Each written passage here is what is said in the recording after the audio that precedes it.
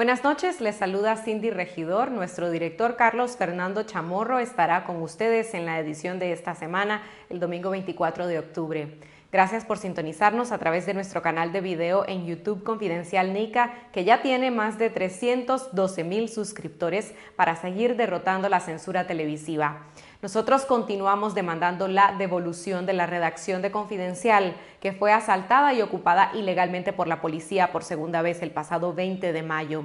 Exigimos la suspensión del estado policial y la liberación de más de 150 presos políticos, incluyendo los precandidatos presidenciales de la oposición, los líderes políticos y cívicos, defensores de derechos humanos, empresarios y periodistas que fueron secuestrados por el régimen de Daniel Ortega para eliminar la competencia política ante la elección del 7 de noviembre. Demandamos que todos los reos de conciencia que están detenidos por demandar elecciones libres sean puestos en libertad y no sean juzgados bajo las leyes espurias de la dictadura en las cárceles de El Chipote.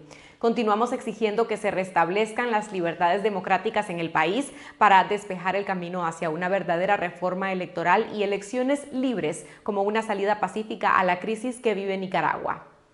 Esta noche tendremos detalles de la resolución aprobada hoy miércoles por el Consejo Permanente de la Organización de Estados Americanos, en la que demanda al régimen de Ortega la liberación inmediata de los candidatos presidenciales y de los presos políticos, y además exige celebrar las elecciones del 7 de noviembre bajo observación de la OEA y otra observación internacional creíble. La resolución, aprobada con una mayoría de 26 votos, también contempla una valoración de las elecciones del 7 de noviembre durante la Asamblea General que se realizará el 10 de noviembre. Entrevistaremos a Eduardo Stein, ex vicepresidente y ex canciller de Guatemala, para conocer el impacto político de esta resolución, las votaciones de los Estados miembros a favor y en abstención y las posturas diplomáticas de los países centroamericanos sobre la crisis en Nicaragua. Conversaremos con el analista político Eliseo Núñez sobre el rol de la OEA ante la votación en Nicaragua sin competencia política ni garantías electorales, en las que se reelegirá Daniel Ortega, y también sobre el papel de la oposición dentro y fuera de Nicaragua, la Iglesia Católica, el sector privado y los empleados estatales. Desde Costa Rica les contaremos qué pasará con el Parque La Merced, conocido por décadas como el Parque de los Nicaragüenses, ahora que las autoridades locales han anunciado que lo convertirán en una plaza y un parqueo subterráneo. Tendremos además un reportaje de los medios nicaragüenses La Lupa y Nicaragua Actual sobre la falta de derechos y la discriminación a la que se enfrenta la población de la diversidad sexual en Nicaragua. Y al final del programa, la caricatura animada y comentada de PX Molina, el caricaturista de Confidencial. Empezamos con el reporte de las noticias más importantes del día. Una mayoría de 26 países del Consejo Permanente de la Organización de Estados Americanos aprobaron este miércoles 20 de octubre una resolución en la que demandan al gobierno de Nicaragua realizar las votaciones del 7 de noviembre bajo observación de la OEA y otra observación internacional creíble. A la aprobación de la resolución se abstuvieron 7 países miembros y no hubo ningún voto en contra, mientras la representación de Nicaragua se ausentó durante la votación. La resolución aprobada en la OEA también demanda la liberación inmediata de los aspirantes presidenciales y de todos los presos políticos. Además, urge con vehemencia al gobierno de Nicaragua a poner en práctica sin demora los principios de la Carta Democrática Interamericana, así como de todos los estándares internacionalmente reconocidos, incluidas las reformas electorales acordadas, con vistas a celebrar elecciones libres, justas y transparentes tan pronto como sea posible, bajo observación de la OEA y otra observación internacional creíble, señala la resolución en su cuarto punto.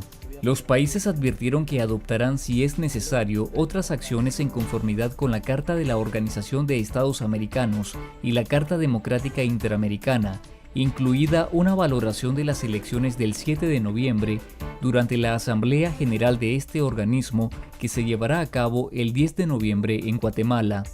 No termino de comprender los países que no entienden que la dictadura nicaragüense es de un grado de violencia extrema. ¿Pero qué necesitan para comprender que no se les está permitiendo a candidatos libremente ser candidatos? ¿Qué necesitan para comprender y ver que hay un pueblo que está desesperado clamando por libertad? ¿qué más necesitan para entender qué es esto de la injerencia? Porque ¿qué injerencia estamos haciendo nosotros si lo único que estamos haciendo es en el plano internacional expedirnos, razonar, hablar, hacer lo que no hace la dictadura? La dictadura mata, asesina, priva de libertad, no deja que candidaturas funcionen libremente. Menos de un mes de las elecciones en Nicaragua, es claro y notorio que el proceso electoral de 2021 no cuenta con las garantías mínimas para la celebración de comicios creíbles. Es notorio que hay presos políticos. Es notorio que Nicaragua tiene que realizar unas reformas electorales imprescindibles. Es notorio que Nicaragua tiene que tener elecciones creíbles en el futuro más inmediato, más cercano. Es notorio que Nicaragua tiene que liberar a los presos políticos. El hijo de la pareja presidencial, Laureano Ortega Murillo, anunció que el país producirá la vacuna rusa Covivac en el Instituto Latinoamericano de Biotecnología Mechnikov en Managua, la planta del fallido proyecto farmacéutico financiado parcialmente con fondos del Instituto Nicaragüense de Seguridad Social. Según Ortega, en los medios oficiales, la planta Mechnikov y el centro Shumakov de Rusia trabajarán en alianza para que la producción del inoculante inicie el próximo año en el país. Covivac es la tercera vacuna desarrollada por Rusia y su aplicación es de 2 dosis en un periodo de 2 semanas. Además, tiene un 80% de efectividad ante la COVID-19, según las autoridades sanitarias rusas. El régimen de Ortega anunció hace 14 meses los planes de producir las vacunas rusas Sputnik V y Sputnik Light, pero nunca ocurrió. El párroco de la iglesia Santa Lucía de Ciudad Darío, Matagalpa, Vicente Martínez, denunció la visita del jefe policial del departamento, el comisionado mayor Juan Manuel Chávez, con el fin de intimidarlo. La visita al sacerdote se dio después de que éste dijera en una homilía que en Nicaragua habrán votaciones y no una elección, y llamó a sus feligreses a no participar en la farsa electoral.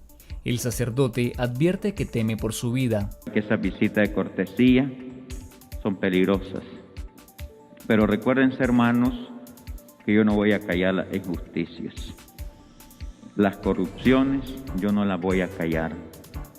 Recuérdense que ya sabemos, este circo electoral es una realidad que nadie lo va a aprobar y ellos andan buscando cómo la iglesia apruebe. El escritor nicaragüense Sergio Ramírez, orador principal de la 77 Asamblea General de la Sociedad Interamericana de Prensa, llamó a los medios de comunicación internacionales a no olvidar el caso de Nicaragua, bajo la tiranía de Daniel Ortega. Ramírez defendió la labor de los periodistas independientes del país, de los que dijo hacen por segunda vez en la historia periodismo desde las catacumbas, ahora apoyados en las redes sociales. Ramírez rememoró el periodismo de catacumbas que se desarrolló en tiempos de la dictadura somocista dentro de las iglesias, a veces en la oscuridad para leer comunicados y contrarrestar la censura. Ramírez advirtió que para legitimarse en las próximas elecciones, Ortega tratará de usar como moneda de cambio a los presos políticos y por ello indicó que su primer ruego es que no se olviden a los detenidos. En nuestro sitio web confidencial.com.ni le recomendamos leer el trabajo 6 aplicaciones para organizar debates políticos urgentes en Nicaragua, en el que la periodista e investigadora en comunicación Mildred Larga Espada recomienda 6 aplicaciones en las que se puede desarrollar el debate público de los nicaragüenses. Estas son las noticias que tuvieron más impacto en este día. Vamos ahora a conversar con el ex vicepresidente y ex canciller de Guatemala, Eduardo Stein, sobre la resolución aprobada hoy por el Consejo Permanente de la Organización de Estados Americanos, OEA, que demanda la liberación de los presos políticos y llama al gobierno de Nicaragua a celebrar elecciones libres y bajo observación de la OEA y otros actores internacionales creíbles. La resolución fue promovida por las misiones de Canadá, Antigua y Barbuda, Chile, Costa Rica, Ecuador, Estados Unidos, Paraguay y Uruguay y recibió una mayoría de 26 votos a favor y ninguno en contra, aunque sí se abstuvieron 7 países. Veamos lo que nos dijo el ex diplomático guatemalteco sobre la resolución y las posiciones de los países miembros de la OEA. Don Eduardo, ¿cuál fue la finalidad de esta resolución del Consejo Permanente de la OEA previa a la votación del 7 de noviembre en Nicaragua y también a la Asamblea General que se celebra a partir del 10 de noviembre. Esta decisión del Consejo Permanente de la OEA va al corazón de estas violaciones, a reclamar la libertad inmediata de candidaturas y de personas de oposición presas. Entonces, para la región, para los centroamericanos en particular, es una bocanada de aire fresco, si se quiere interpretar de esa manera, que de forma abrumadora los Estados miembros participantes en el Consejo Permanente de la Organización de Estados Americanos aprobaran esta resolución ya con las elecciones generales casi encima, pero alertando sobre la, no, yo no sé cómo llamarlo de otra manera, la invalidez de estos comicios, no permitiendo el ejercicio de las libertades ciudadanas de la ciudadanía nicaragüense. Vemos, don Eduardo, que en esa resolución también se pide que haya una observación por parte de la OEA y de entes internacionales creíbles. ¿Por qué cree usted que se contempla esa observación si de todas maneras se sabe que es una votación en la cual hay un estado policial de facto de por medio en el país? El Consejo Electoral está en control absoluto del presidente Daniel Ortega y hay aspirantes presidenciales detenidos. ¿Por qué insistir en esa parte de la observación?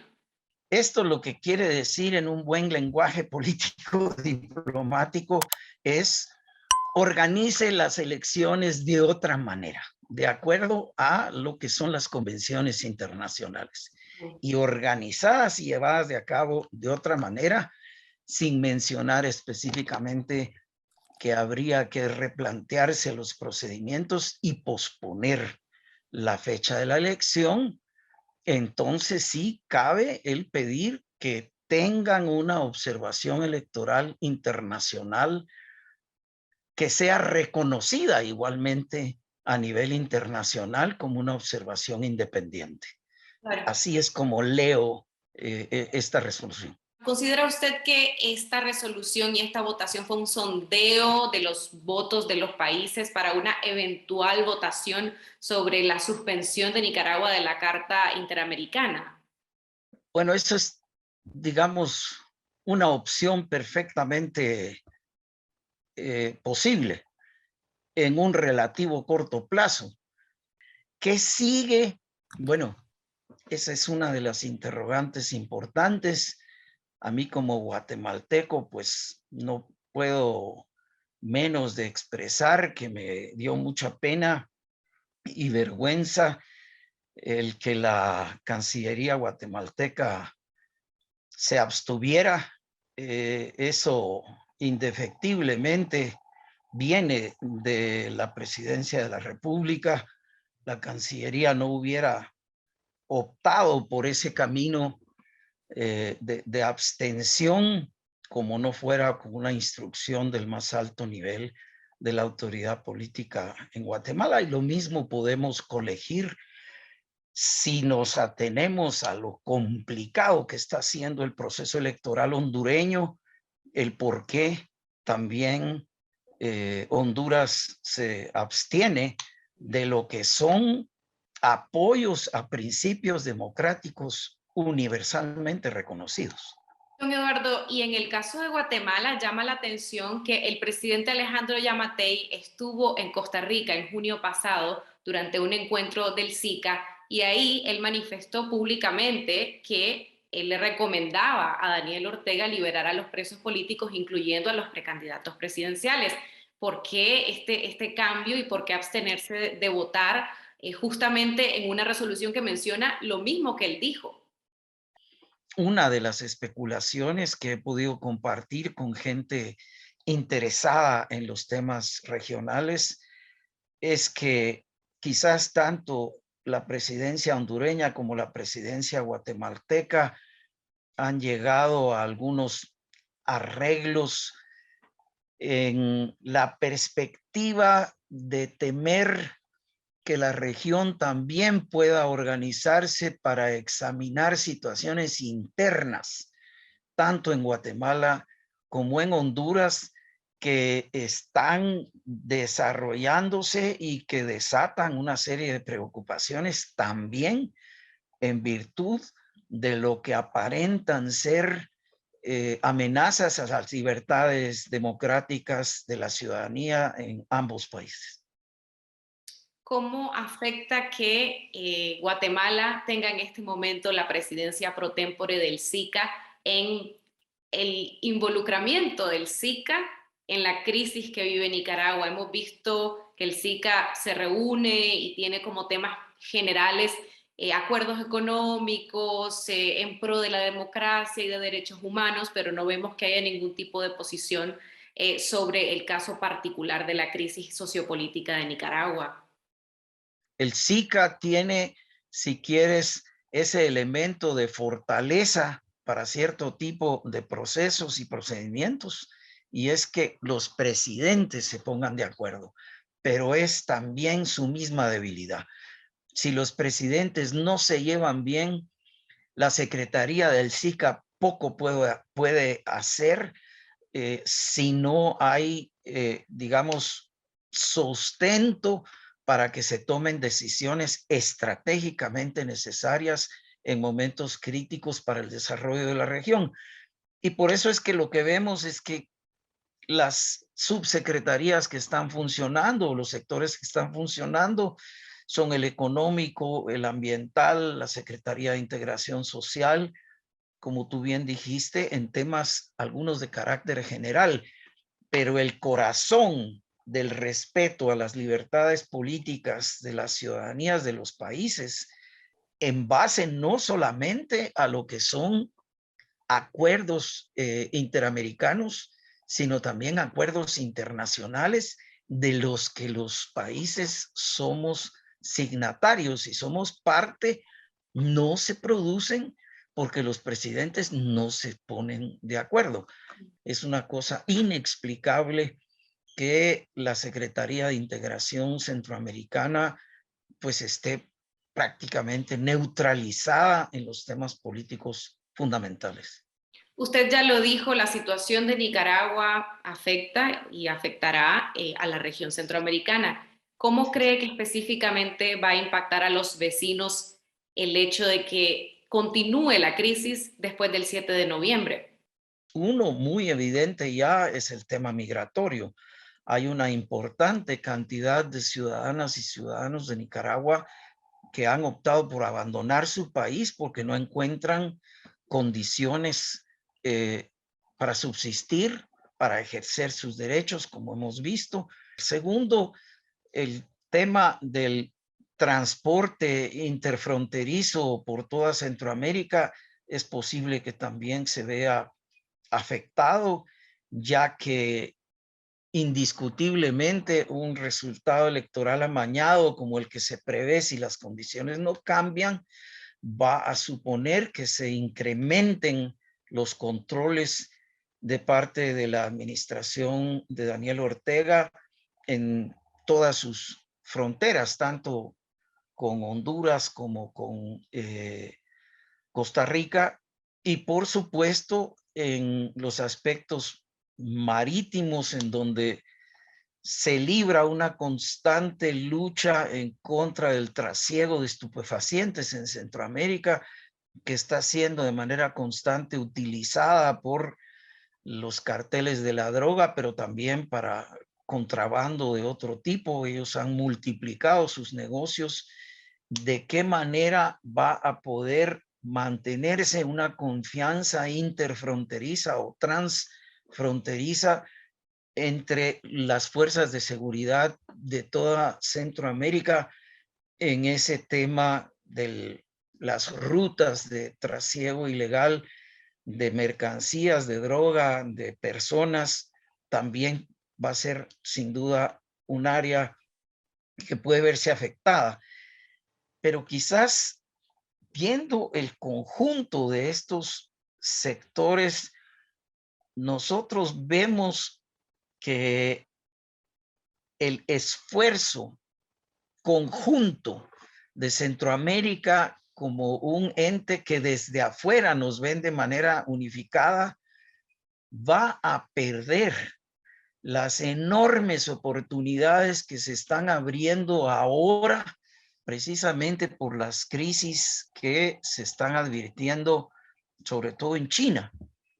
Nosotros estamos mucho más cerca de Estados Unidos y Canadá, mucho más cerca de Europa, que estos proveedores asiáticos que ahora están en muy serios problemas precisamente de proveer.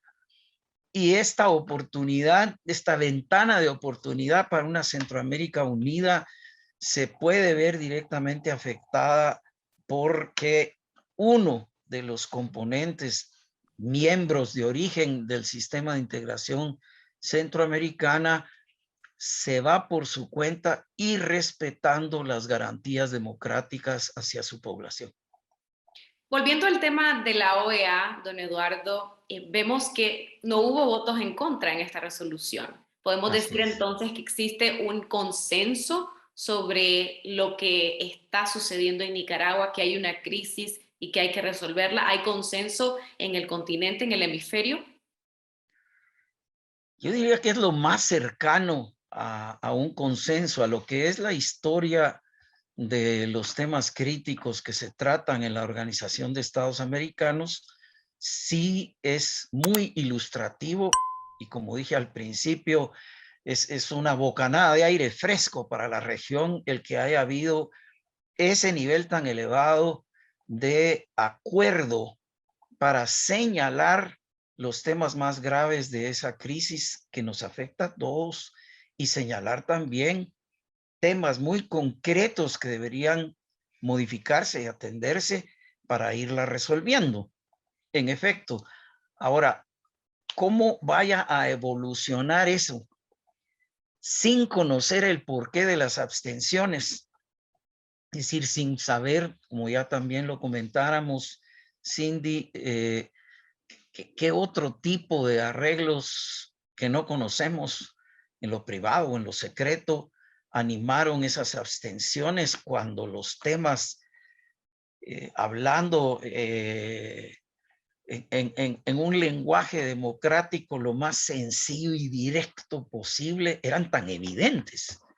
Y vemos incluso los casos particulares de México y Argentina que han sido cercanos al gobierno de Ortega. Argentina incluso en algún momento habló de un rol de mediador en una solución, pero vemos que ahora ambos se abstienen y bueno, ¿habría alguna posibilidad de que en algún momento puedan tener alguna especie de liderazgo en la búsqueda de una solución? Bueno, es posible. Si vemos en algunos elementos recientes de parte de México que prohijaron la posibilidad de pláticas entre el gobierno venezolano de Maduro y la oposición venezolana, la mayoría en la diáspora,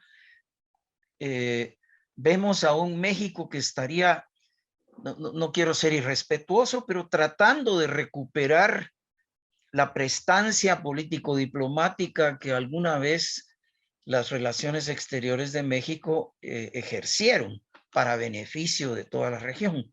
Sí vemos que se avecinan, digamos, concertaciones mucho más fecundas para el futuro de la región o del subcontinente, si se quiere, en donde hay, a partir de lo que ocurrió en el Consejo Permanente de la OEA sobre el caso de Nicaragua, entendimientos mucho más claros de cuál es el rumbo que la región en su conjunto debe seguir en temas fundamentales de nuestra salud democrática.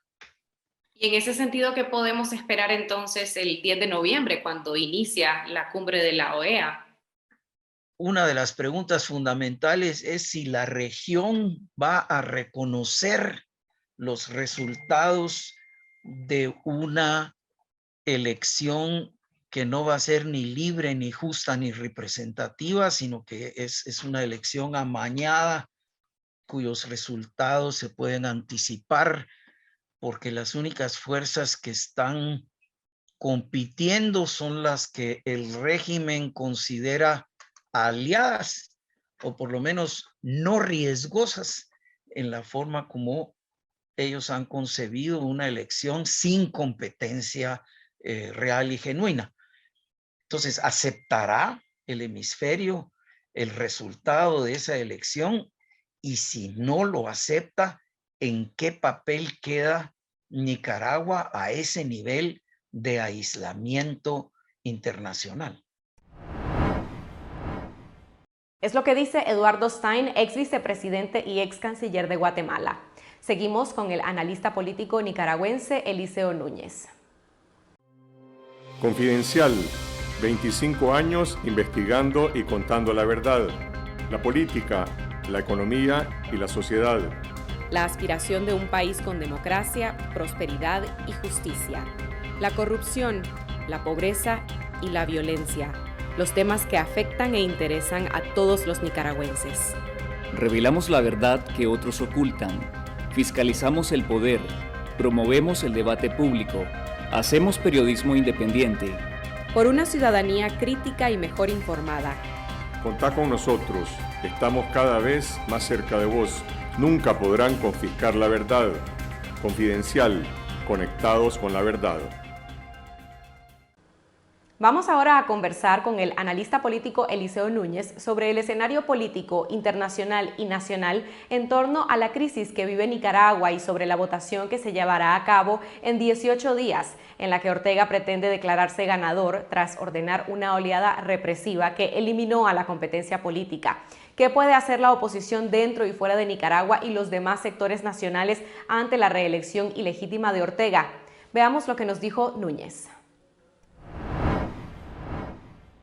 Eliseo, ¿cómo valorás la resolución de la OEA de este miércoles llamando al régimen a elecciones bajo observación y que además exige la liberación de los presos políticos?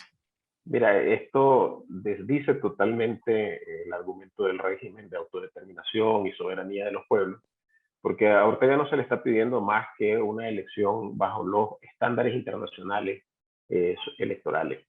Es decir, no se pide un derrocamiento del gobierno, no se pide ni siquiera sanciones para el gobierno, se pide que la población tenga la posibilidad de asistir, depositar su voto y que este sea contado y que la gente pueda decidir qué gobierno quiere.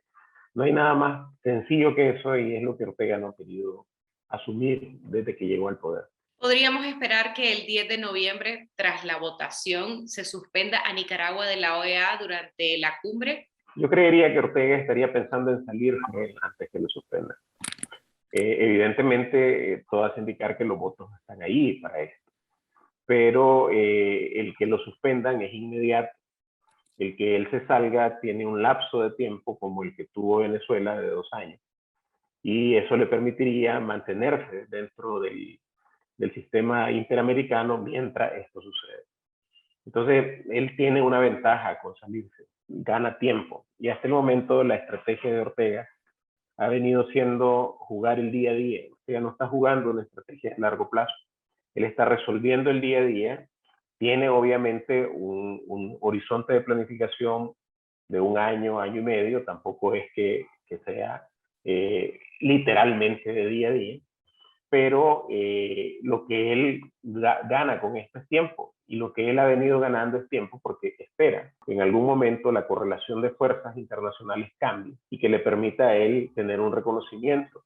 O antes de que la correlación de fuerzas cambie, forzar a un acuerdo interno, por ejemplo, al sector empresarial y generar con esto la sensación de que el país no necesita de democracia para poder seguir adelante.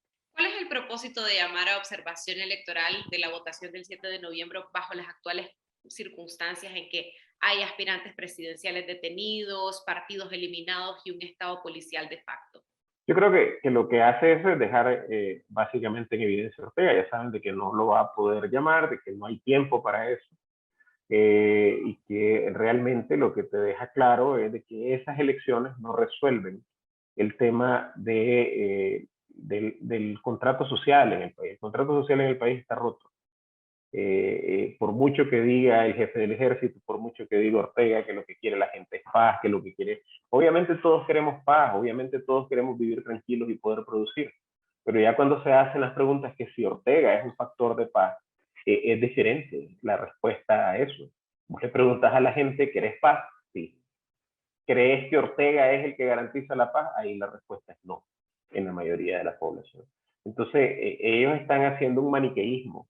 Y la apuesta de ahora es decir, fue a votar un montón de gente, las elecciones no fueron reconocidas por la comunidad internacional, sin embargo son reconocidas por la gente porque ahí están las filas de gente votando y además de eso la economía crece, me arreglo con el sector empresarial y entonces aquí están jugando ustedes comunidad internacional cuando yo aquí tengo control de la situación, tengo un arreglo político que me permite hacer eso. Entonces esto es parte de un teatro.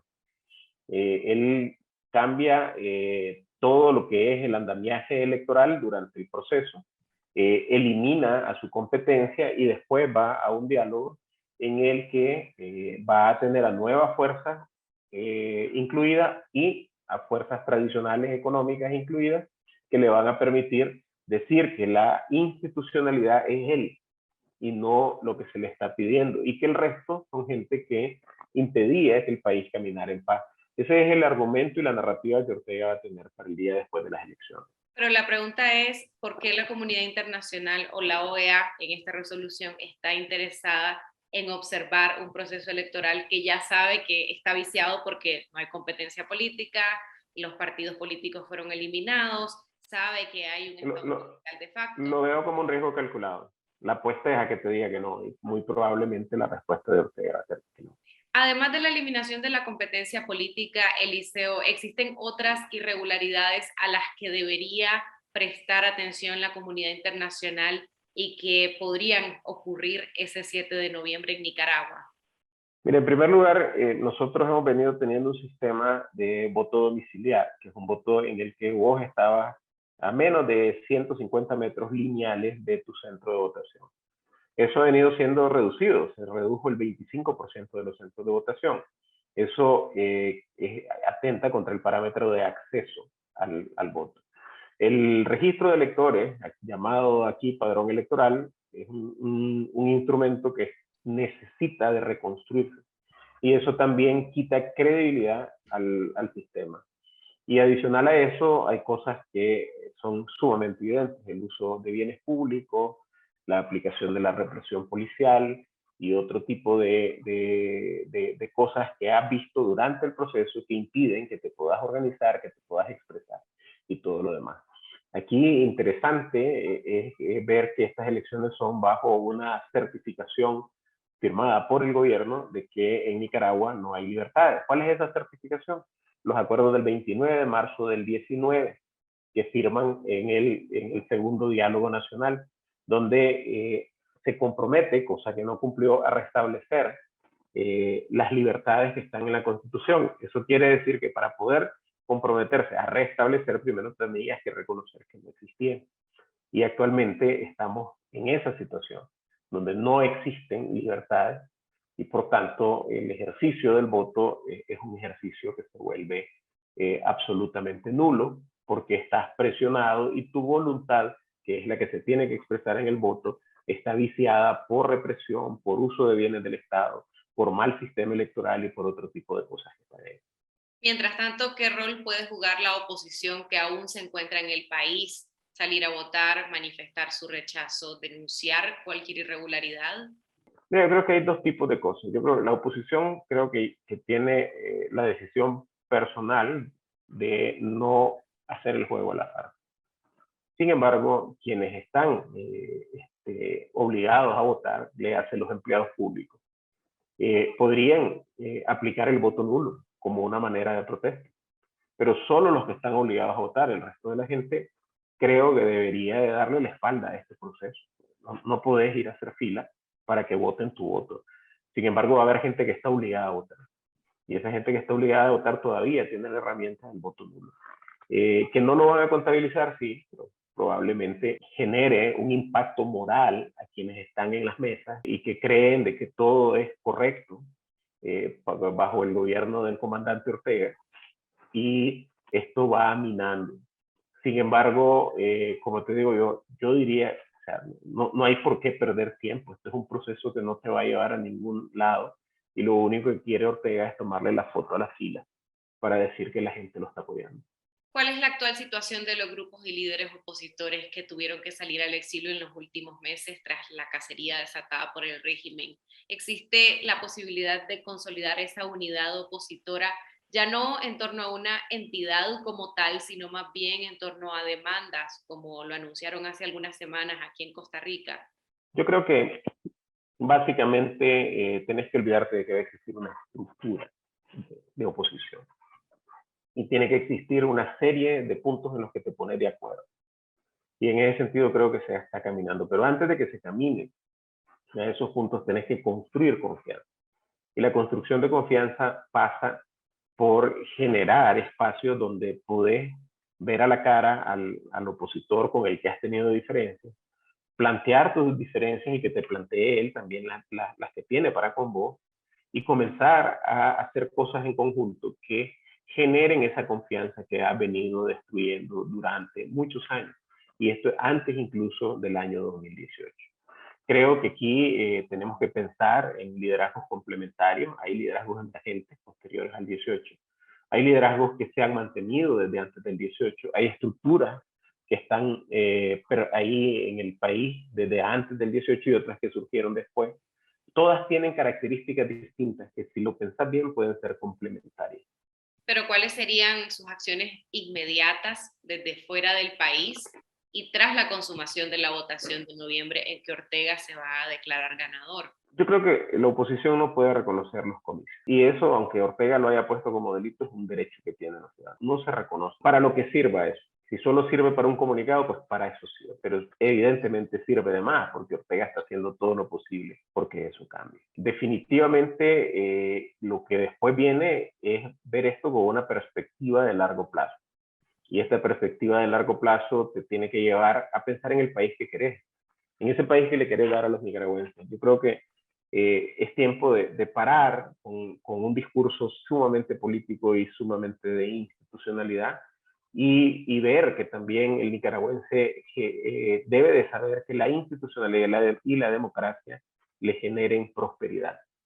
Hasta el momento, Ortega lo que va a tener como narrativa es que solo su control férreo puede generar prosperidad en un país como Nicaragua. Eso es absolutamente falso. Es tan falso como esto. En los dos gobiernos de liberales, de Bolaños y de Alemán, aún con todos los problemas que tuvieron, las divisiones internas, los problemas de corrupción y todo lo demás, el país creció en promedio en esos 10 años 3.9%.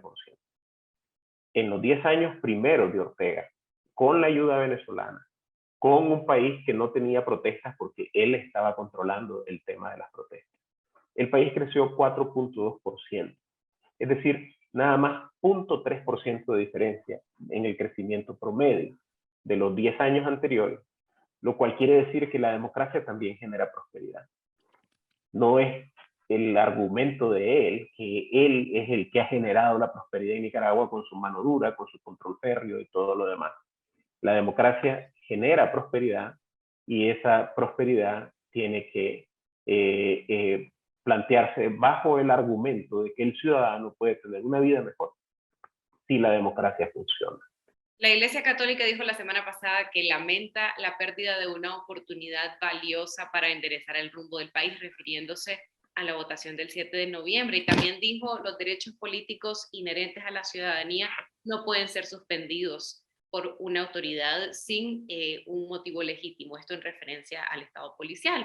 ¿Cómo valoras este mensaje en medio de la crisis y qué más podría hacer la Iglesia bajo la actual situación en la que pues incluso el presidente Ortega la ha insultado y amenazado, los ha calificado incluso de terroristas a los obispos? Mira, yo creo que es correcto lo que dice la Iglesia en ese sentido. Se perdió una gran oportunidad, y es una gran oportunidad para Ortega.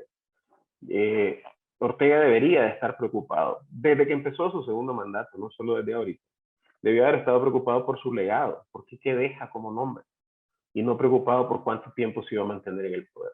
Se preocupó por lo segundo y esto provocó que generara todo este ambiente de represión y todo este ambiente de desasosiego político.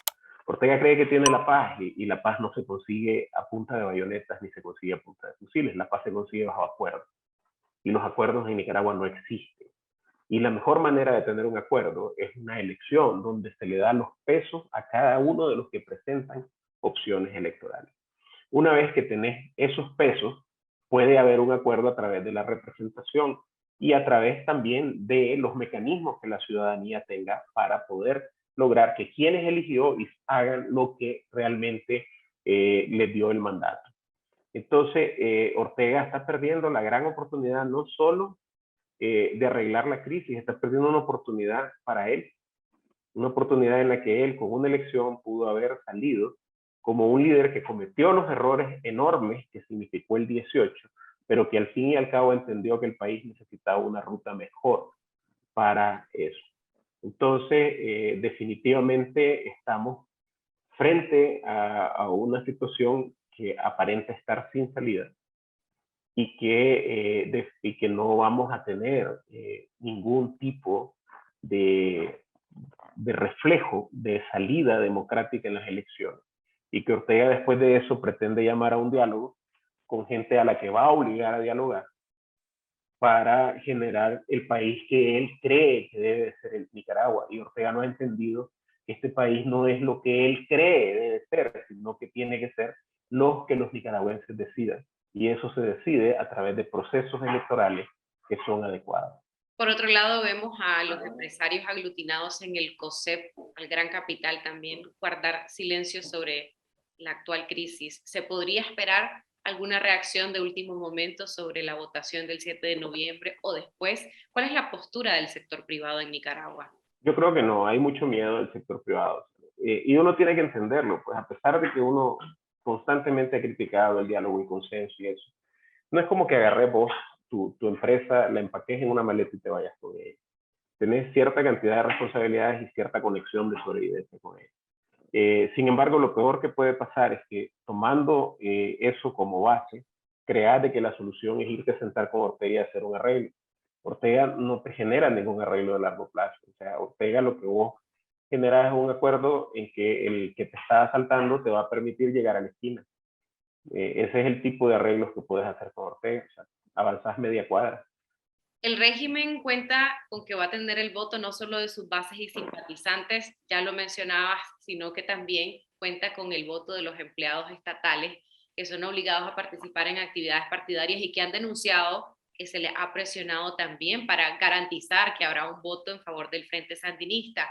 ¿Qué rol juega ese sector de la ciudadanía en la actual crisis y frente a esa votación del 7 de noviembre? Mira, yo creo que el empleado público ha sido vilipendiado por el régimen y que ha sido visto con desconfianza por los opositores. Y creo que eso de parte de los opositores tiene que cambiar. El empleado público es alguien que está defendiendo su comida, está defendiendo el colegio de sus hijos. Está ahí porque no tiene otra opción. Porque el país, a pesar de lo que digo Ortega, no ha prosperado lo suficiente como para que pueda tener otras opciones y que se salga de ese sistema.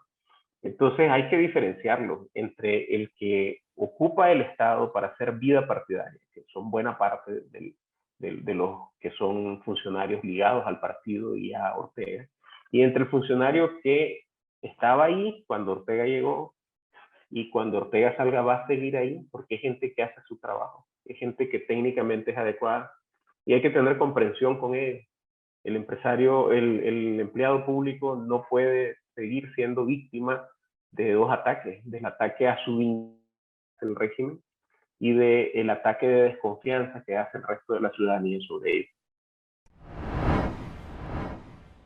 Costa Rica es uno de los principales destinos de los migrantes nicaragüenses. Se calcula que residen al menos 300.000 nicas, a los que se han sumado unos 80.000 solicitantes de refugio en los últimos 3 años. Esta importante población ha hecho de un parque en el corazón de San José su lugar predilecto para reunirse. Se trata del Parque Braulio Carrillo, conocido como Parque La Merced, que será reemplazado por una plaza y un parque subterráneo, según anunciaron las autoridades locales. Veamos lo que piensan sus visitantes del cambio en este espacio público, conocido también como el Parque de los Nicaragüenses.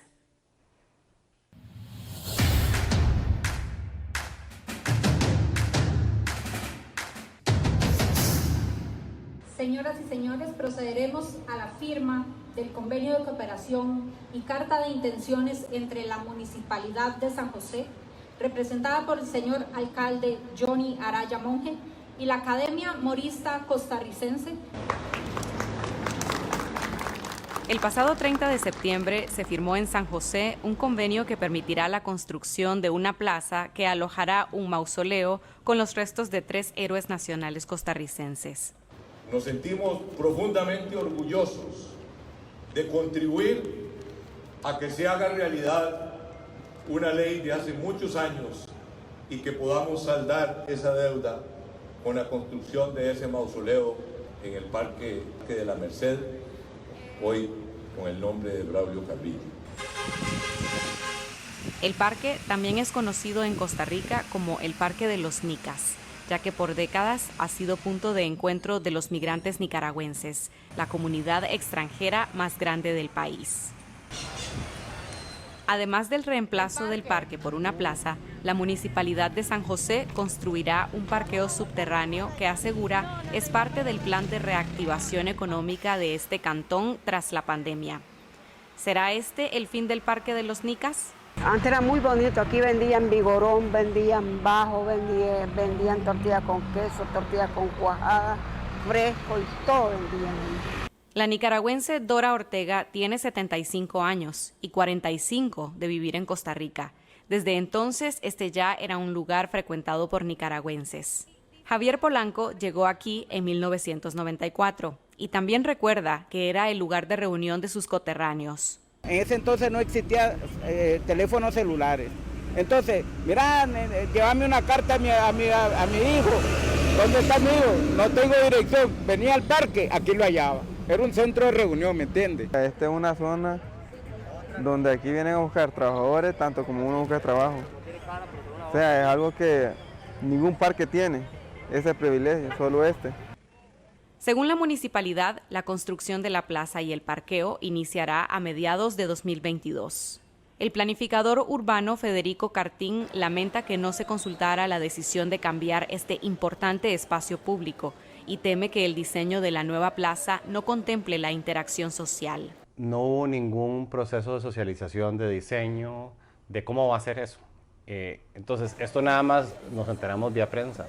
La ciudadanía no fue consultada, ni la ciudadanía que utiliza el espacio, ni la ciudadanía que somos parte de la ciudad. No hay una conciencia de que este tipo de procesos tienen afectaciones sociales y que el espacio público es en efecto social. O sea, entendiendo que hay un espacio público utilizado por ciertas personas con ciertas características, entonces uno de los procesos de diseño deben de ser participativos, deben incorporar esas perspectivas. Hay un hierro fundamental en no consultar. Esa exclusión es una expulsión.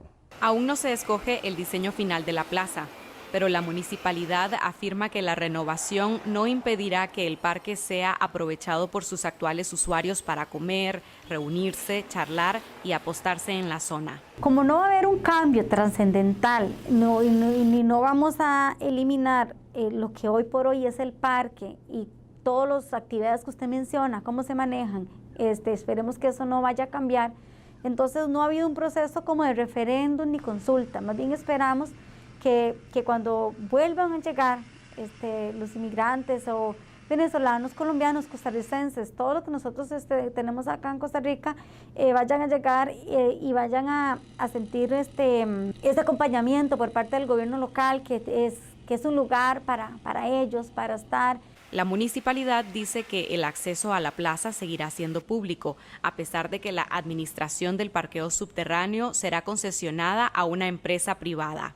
Algunos usuarios del Parque La Merced piden que se mantengan algunas condiciones en la nueva plaza para poder visitarla y disfrutarla. Las bancas que están, los asientos que están, la seguridad principalmente. Carla Prado, también nicaragüense, tiene más de 20 años de vivir aquí.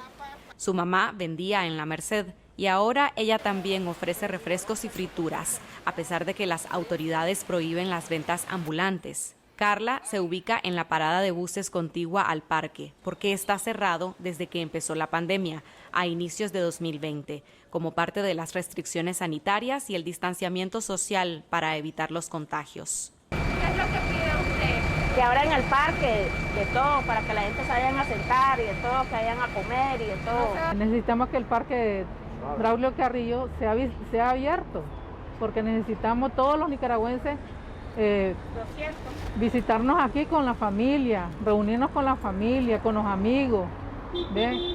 Y todo eso nos hace falta, porque ahora estamos afuera del parque.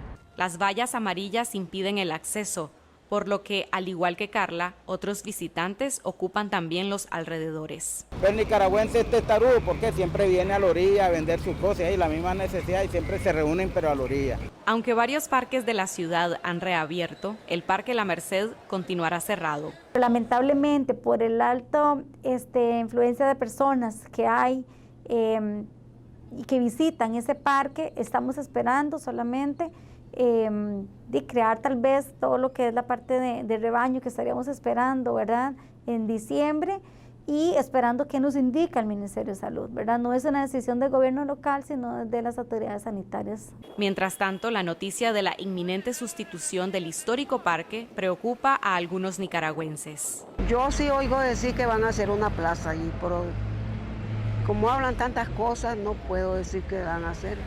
Pero el parque es muy bonito porque es un parque que lo visitan los nicas y los ticos. Este es el Parque Los Nicas, así lo bautizaron ellos, Parque Los Nicas. ¿Va a dejar de existir entonces? Y ay, pues si hacen otra cosa ya no va a existir. Otros, como Javier, son más optimistas. La plaza va a existir, pero a los nicas nunca lo van a quitar, se lo aseguro. Siempre se van a reunir aquí porque es un punto de reunión. Aquí vienen de Chinandega, vienen de León, vienen de Riva, vienen de... Aquí todo el mundo se reúne. Si usted quiere encontrar un nica, aquí lo va a hallar.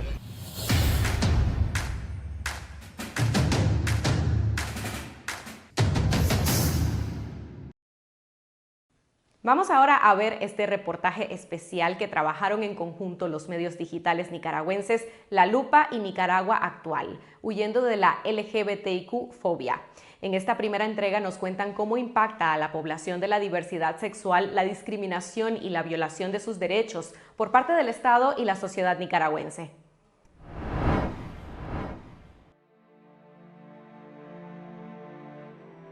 Cuando estaba adolescente yo quería cambiar mi orientación sexual porque en la iglesia el discurso desde niño es que hay que ser heterosexual en principio. Que no te lo venden desde algo como desde la voluntad, sino que te lo venden desde hay que hacerlo porque si no Dios te castiga.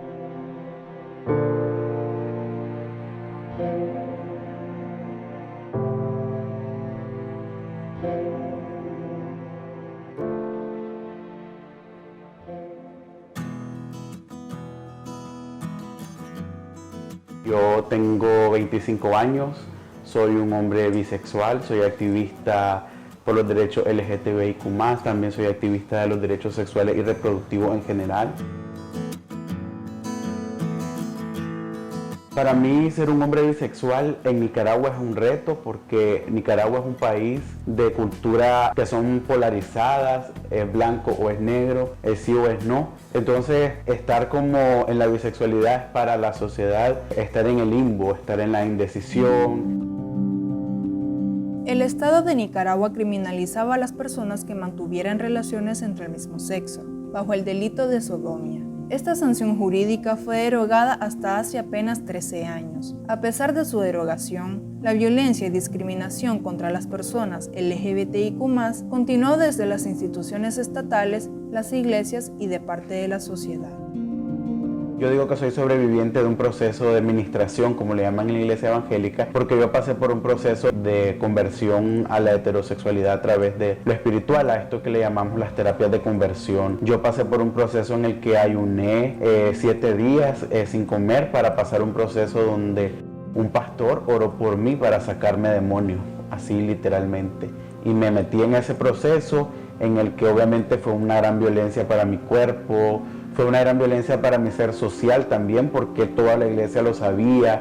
Entonces era como decir el muchacho gay por el que le vamos a sacar demonio. Aunque el Estado nicaragüense les prohíbe a las instituciones la discriminación por motivos de orientación sexual, la población LGBTIQ+ no cuenta con una ley específica que reconozca su existencia y protección. Por otra parte, esta población no tiene derecho a formar una familia y a ser reconocidas legalmente por el Estado, ya que fueron abiertamente excluidas dentro del Código de la Familia.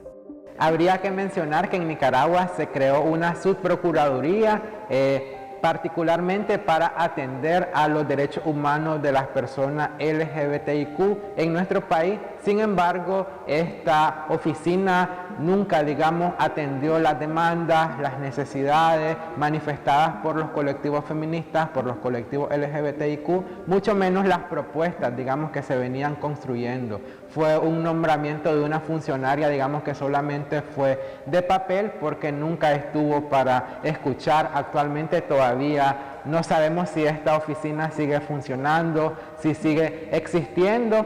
Sin embargo, pues para mí es muy importante como mencionar esos supuestos logros, en estos últimos años que en realidad se ha traducido a más marginación para los cuerpos disidentes.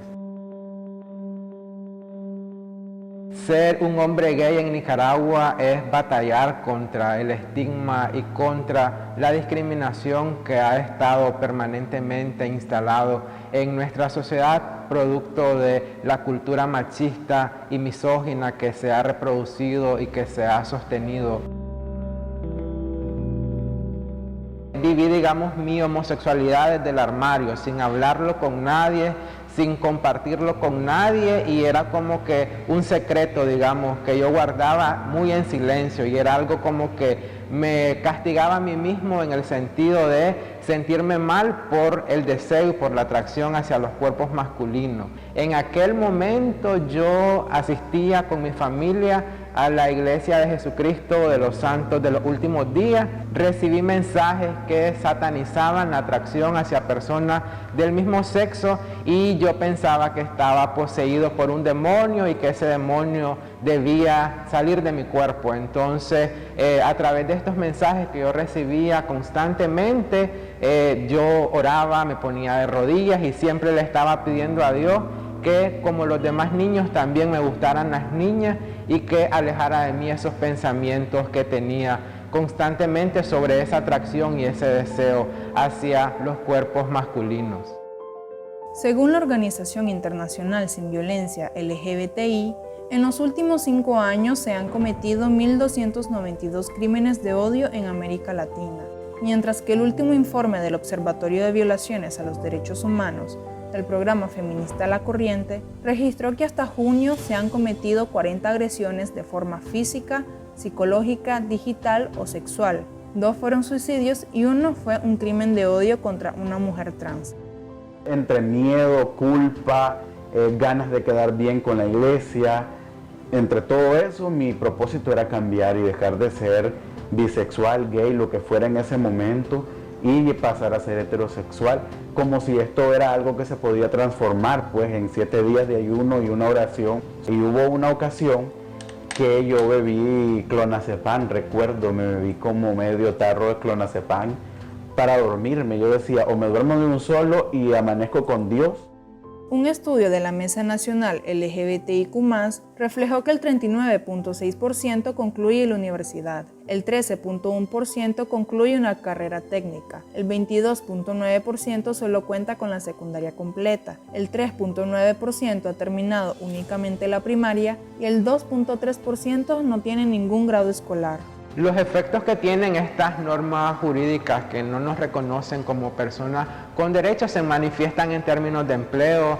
Las personas LGBTIQ son las que, viven en condiciones de desempleo, son las personas que también viven, situaciones de migración al no encontrar oportunidades en el país, están expuestas a trabajos, de sobreexplotación, y también en el tema del acceso a la educación, al no tener oportunidades de trabajo, entonces muchos cuerpos disidentes no logran, poder profesionalizarse, y esto, genera como que una mayor situación de no poder acceder, digamos, a puestos de trabajo. Después del inicio de la crisis sociopolítica en 2018, miles de personas han migrado debido al incremento de la violencia, la persecución policial, la escasez de empleo y el retroceso de los derechos humanos. Solo en Costa Rica hay más de 100.000 nicaragüenses solicitando refugio, según la Unidad de Refugio de la Dirección de Migración y Extranjería del país. No obstante, la Mesa Nacional LGBTIQ+,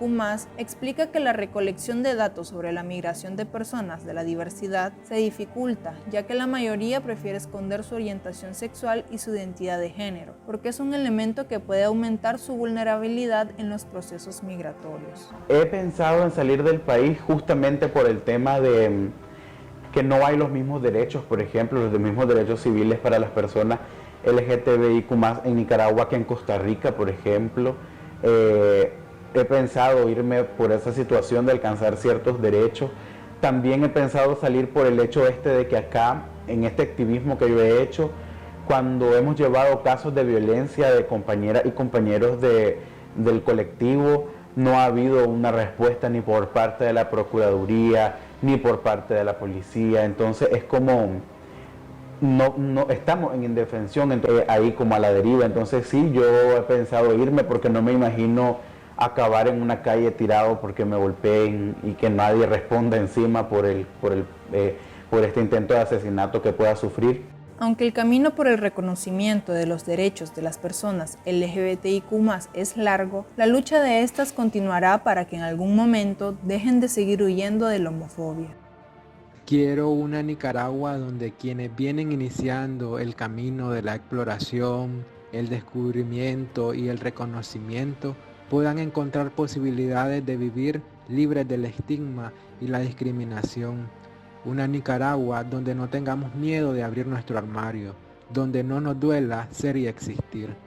Una Nicaragua donde nuestras vidas no estén atravesadas por la marca de la violencia y la discriminación. Una Nicaragua donde podamos abrazar la esperanza, donde hayan personas que acuerpen nuestras luchas. Una Nicaragua donde lesbianas, homosexuales, bisexuales y personas trans tengamos derecho, tengamos reconocimiento.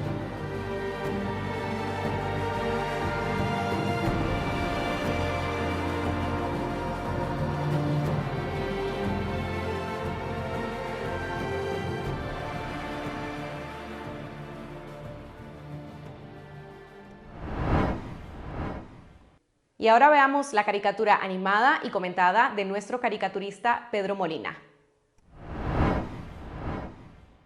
Hola gente, espero que se sigan cuidando de la pandemia que sí existe y evitando caer en la trampa de un proceso electoral que no existe. Habrán notado, si tienen un par de ojos que les funcionen medianamente bien, que cada vez que la comunidad internacional tiene un par de segundos disponibles para ocuparse de la crisis en Nicaragua, la dictadura sale corriendo como si de karaoke se tratara a tomar el micrófono para declamar sus letanías antiimperialistas, conspiranoicas y vacías de siempre hasta quedar afónica. Es el equivalente del tipo que llega borracho a su casa tirándolo todo y golpeando a todo el mundo para que ni su esposa ni sus hijos ni nadie más le reclamen o le digan nada por su deleznable comportamiento, porque el hombre está recho. Así es el régimen Ortega Murillo. Y como los bolos violentos, cuando hace el desastre en su casa, le advierte a gritos a los vecinos que en su casa, aunque en verdad sea la casa de los suegros y la mantenga su esposa y sus hijos, él hace lo que quiere y que nadie debe meterse, así termine matando en una de sus bolencas a su esposa, a sus hijos o a todos de una vez. Así exactamente se ven los dictadores al querer esgrimir la libre determinación de los pueblos como excusa para que nadie les reclame la represión que ejercen sobre esos mismos pueblos. Basta ya de seguir aceptando esa estupidez, como si una pobre madre eligió libremente que le mataran a su hijo y que luego su asesino pueda robarse otras elecciones para seguir matándole más hijos en el futuro. La defensa de los derechos humanos no puede ni debe conocer de fronteras, porque dichos derechos son universales y el silencio ante el abuso contra un ser humano siempre nos va a poner del lado del abusador. No nos dejemos tentar por él. ¡Viva Nicaragua libre! cambio y chao. Así llegamos al final de esta noche. Nuevamente gracias a toda nuestra audiencia por su solidaridad. Gracias a todos los medios radiales, televisivos y digitales que se enlazan con nuestra señal. Y si aún no lo han hecho, suscríbanse a nuestro canal de video en YouTube Confidencial Nica. Necesitamos más apoyo de nuestras audiencias para derrotar la censura en Nicaragua, en Costa Rica, en Estados Unidos y Canadá, en España, en Europa y en América Latina. Ya somos 312,000 suscriptores en YouTube y les agradecemos por el apoyo y la confianza. A quienes no están suscritos, les pedimos que se sumen a este esfuerzo para conectarse con la verdad. Síganos en Twitter a lo largo de la semana y si desean recibir todos los días información verificada con las alertas noticiosas de Confidencial, les invito a suscribirse de forma gratuita al número de WhatsApp 85771820. Recuerden que el viernes estaremos en vivo en Facebook y YouTube en una nueva edición de Confidencial Radio comentando lo mejor del periodismo de Confidencial. Nuestro director Carlos Fernando Chamorro estará con ustedes en esta semana, el domingo 24 de octubre a las 8 de la noche. Buenas noches.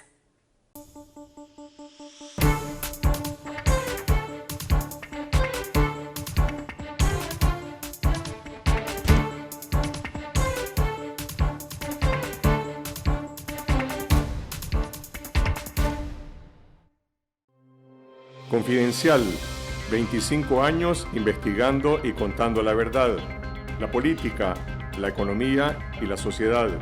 La aspiración de un país con democracia, prosperidad y justicia. La corrupción, la pobreza y la violencia. Los temas que afectan e interesan a todos los nicaragüenses. Revelamos la verdad que otros ocultan. Fiscalizamos el poder. Promovemos el debate público. Hacemos periodismo independiente.